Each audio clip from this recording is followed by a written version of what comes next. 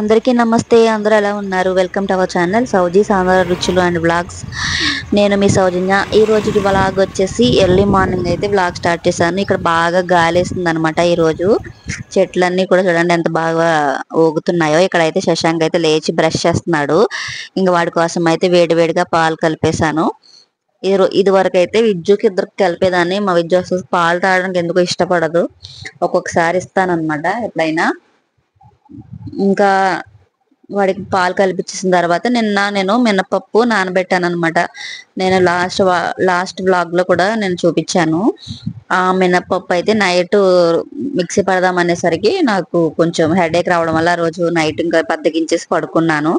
ఇంకా early morning ఇంకా అదైతే ఫ్రిడ్జ్ లో పెట్టేసాను అనమాట నైట్. ఎందుకంటే మరి స్మెల్ వచ్చేస్తుంది ఎక్కువసేపు నానినా కూడా. ఈ మినపప్పు స్మెల్ వస్తుంది కదా, దానివల్ల మళ్ళీ మనకి అది ఎంత రుబ్బినా కూడా స్మెల్ పోదు. అందుకే నేను ఫ్రిడ్జ్ లో పెట్టేశాను. ఇంకా ఇంకా లేచిన తర్వాత శుభ్రంగా వాష్ చేసేసి ఇంకా మిక్సీ పట్టాలన్నమాట. మనకి హెల్త్ బాగాలేదు, మనకి పని చేయలేము అన్నప్పుడు ఇంకా ఎలాగైనా చేసేద్దాం, ఈ పని అవగొట్టేద్దాం అని అనుకోవద్దు. ఎప్పుడు కూడా మనకి కొంచెం బాగాలేదు, ఈ పని రేపైనా చేసుకోవచ్చు అని అని ఆలోచించి మీరు ఆ రోజుకి రెస్ట్ తీసుకోవడం బెస్ట్. బాగోలేనప్పుడు ఇంకా పని చేసేయాలి అని చేసామంటే మళ్ళీ నెక్స్ట్ డేకి మనకి ఇంకా ఎక్కువే అవుతుంది కానీ తగ్గదు. కొంచెం బాగాలేనప్పుడు మనం రెస్ట్ తీసుకున్నాం అనుకోండి, ఎర్లీ మార్నింగ్ మనం ఫ్రెష్ గా ఉంటాము. చక్కగా నిన్నటి మీద ఎక్కువ పనులు కూడా చేసుకోగలుగుతాం. ఎప్పుడు కూడా బాగాలేకపోయినా పనులు అయితే చేసేయొద్దు. పిల్లలకు కూడా చిన్న చిన్న పనులు చెప్పి వాళ్ళకి పనులు అలవాటు చేయడం, హెల్ప్ చేయడం నేర్పించాలన్నమాట. నేను కూడా మా పిల్లలకి అలా చిన్న చిన్న పనులు చెప్తూ ఉంటాను. అదే పనిగా పని చేయించడం కాదు కానీ పనులు నేర్పించడం, వాళ్ళ పనులు వాళ్ళు చేసుకోగలగడం వాళ్ళకి వచ్చి ఉండాలి కదా.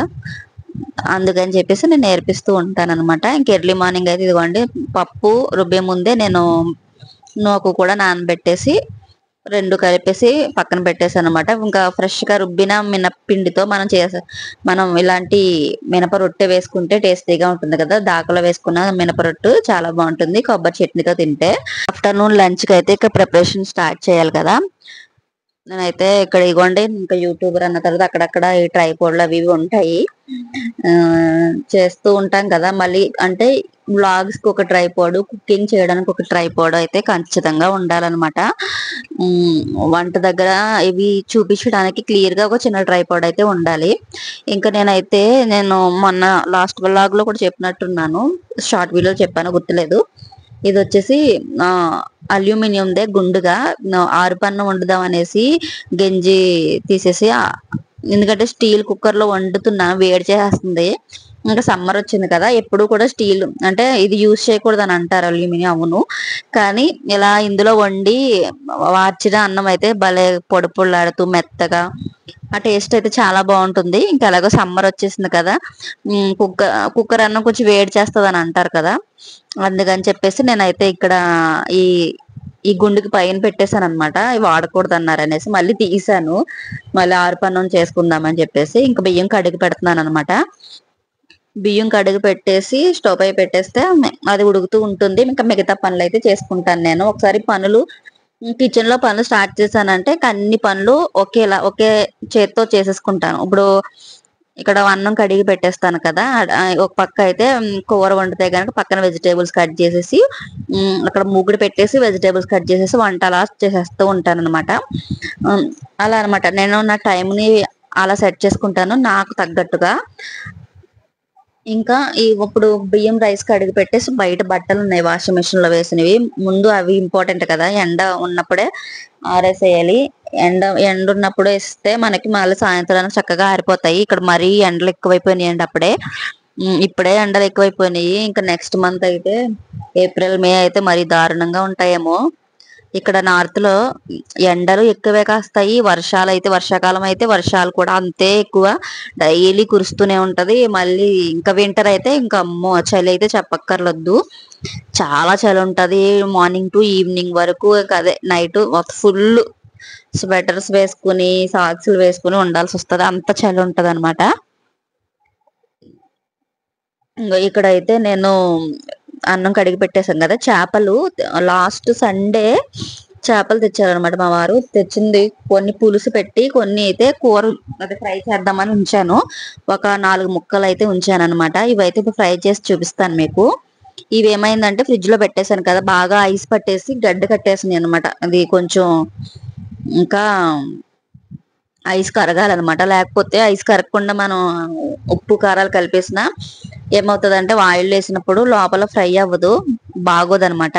సో అది ఇంకా ఈ లోపు అన్నం ఉడుకుతూ ఉంటది, ఈ లోపు ఫిష్ కూడా ఐస్ గడ్డ తగ్గుతుంది, కూలింగ్ తగ్గుతుంది కదా. ఈ లోపు ఇంకా నేను వాషింగ్ మిషన్ లో బట్టలు ఉన్నాయి కదా, ఇంక ఇవన్నీ ఆరేసేస్తున్నాను అనమాట. ఇక్కడ కొంచెం ప్లేస్ ఉంటది, మళ్ళీ సందులో కొంచెం ప్లేస్ ఉంటది అనమాట.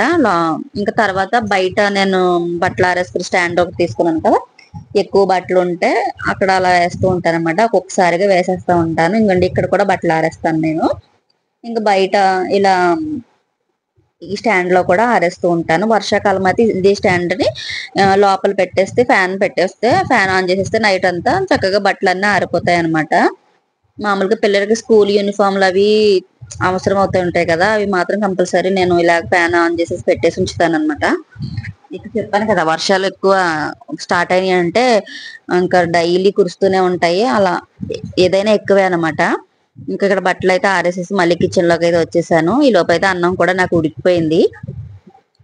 ఈ లోపు ఇది అన్నం కడిగి పెట్టడం వల్ల నాకు ఇటు అన్నం ఉడికిపోయింది, అక్కడ బట్టలు ఆరేయడం కూడా అయిపోయింది అనమాట.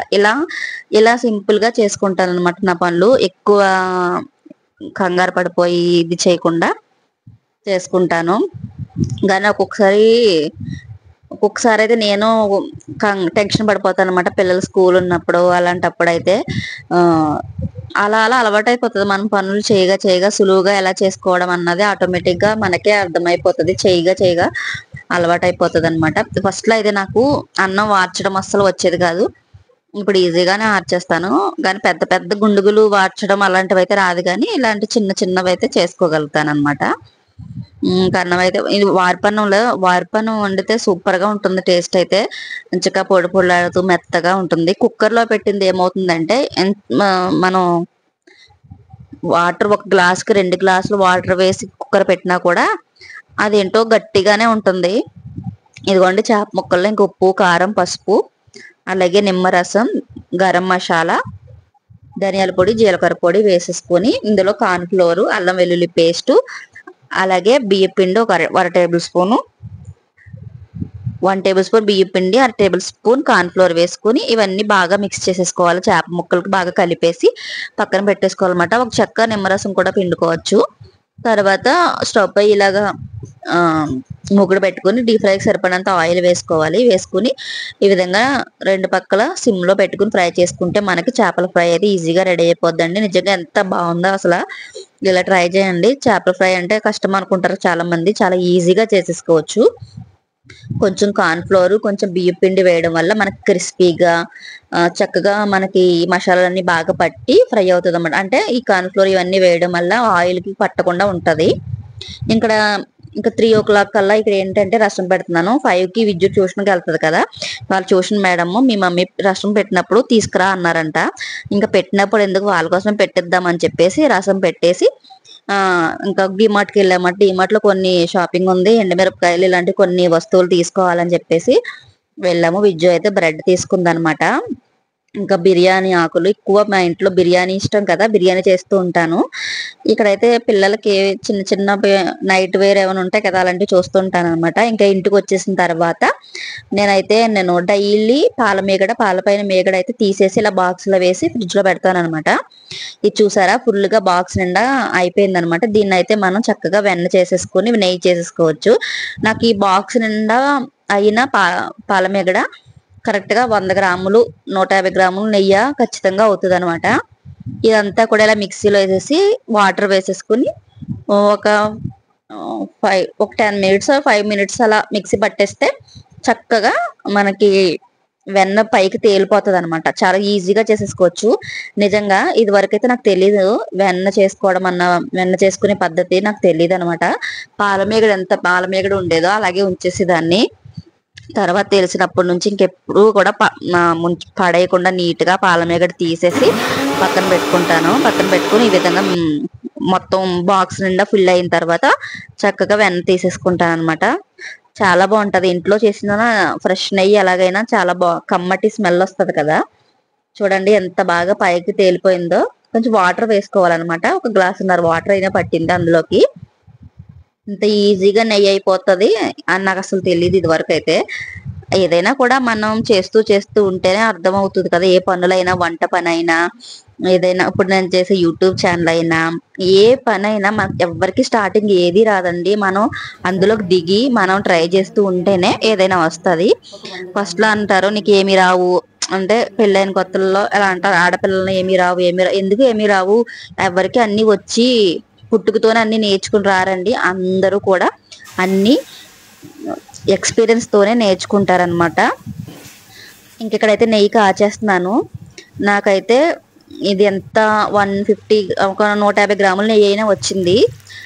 చాలా కమ్మటి స్మెల్ అయితే వస్తుందన్నమాట. ఈ వీడియో నచ్చితే ప్లీజ్ లైక్ చేయండి, షేర్ చేయండి, సబ్స్క్రైబ్ చేసుకోండి. Thank you for watching. Next వీడియోలో కలుద్దాం.